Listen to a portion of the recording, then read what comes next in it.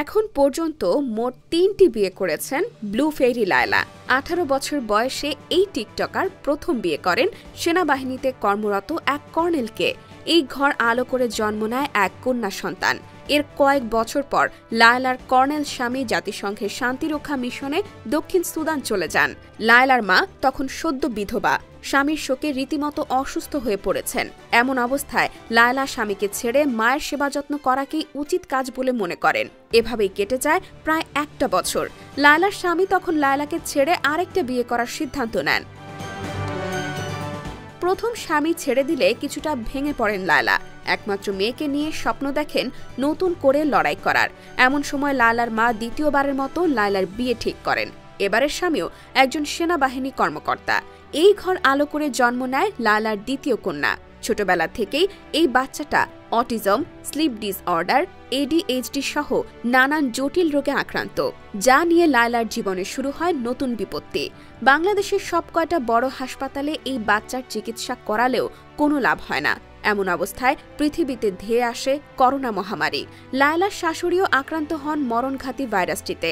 লায়লার স্বামী তখন লায়লা ও তার কন্যাকে ছেড়ে মায়ের কাছে চলে যান। এর প্রায় ১.৫ বছর পর দ্বিতীয় স্বামীর সাথেও লায়লার ছাড়াছাড়ি হয়। দুই স্বামীর ঘর করতে না পেরে রীতিমতো ভেঙে পড়েন লায়লা। নতুন করে বিয়ে করার কথা ভাবতেও ভয় লাগে তার। দুই মেয়েকে নিয়েই বেঁচে থাকার স্বপ্ন দেখেন তিনি। এমন সময় তার পরিচয় হয় টিকটকার প্রিন্স মামুনের সাথে। ২০১৮ সালের এক বিকেলে ঢাকার অদূরে তুরাগ নদীর পাড়ে মামুনকে নিয়ে ঘুরতে যান লায়লা। এ সময় একটি নৌকায় উঠে অসামাজিক কার্যকলাপে জড়িয়ে পড়েন দুজন। পরে সেখানকার স্থানীয় বাসিন্দারা দুজনকে হাতে নাতে ধরে ফেলেন। উপায় না পেয়ে মামুন সেখানে লায়লাকে নিজের মা বলে সম্বোধন করতে থাকেন, কিন্তু তাতেও শেষ রক্ষা হয় না। এক পর্যায়ে স্থানীয় কিশোর গ্যাংকে মোটা অঙ্কের টাকা দিয়ে মামুনকে নিয়ে পালিয়ে আসেন লায়লা। এরপর থেকেই লায়লার বাড়িতে গিয়ে থাকতে শুরু করেন প্রিন্স মামুন। প্রিন্স মামুন ও তার মায়ের নজর পড়ে লায়লার টাকা পয়সার উপর। ২০২২ সালে কাজী ডেকে এনে লায়লা ও মামুনের বিয়ে দেন মামুনের মা। মুসলিম রীতি মেনে নিকাহনামায় সই করেন দুজন। তৃতীয় স্বামী হিসেবে মামুনকে মেনে নেন লায়লা।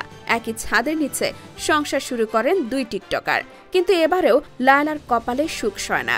বছর ঘুরতেই তাকে ছেড়ে চলে যান মামুন। তাকে ফিরে পেতে পুলিশের দ্বারস্থ হন লায়লা। সেখানে গিয়ে জানতে পারেন বিয়ের যে কাগজটি তার কাছে আছে সেটি আসল নয়। আবারও মাথায় আকাশ ভেঙে পড়ে লায়লার। মামুনের জন্য পাগল প্রায় লায়লা ধীরে ধীরে শোক কাটিয়ে ওঠেন। একা একাই চেষ্টা করেন ঘুরে দাঁড়াতে।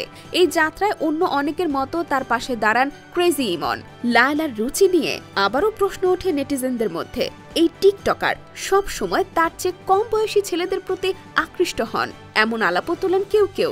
কিন্তু লায়লার দাবি ইমনের সাথে তার অশালীন কোনো সম্পর্ক নেই।